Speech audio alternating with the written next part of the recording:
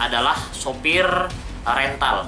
Di Jalan Taman Makam Pahlawan itulah HS, ulangi HE, tiba-tiba melakukan penganiayaan terhadap MS di bagian paha dan dada. Seketika itu juga MS melakukan perlawanan dan merebut sangkur dari HE dan sempat mengenai HE juga di bagian dada.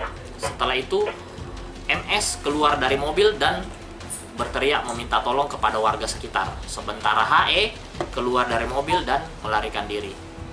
Sampai posisi MS ditolong oleh warga dan dibawa ke rumah sakit.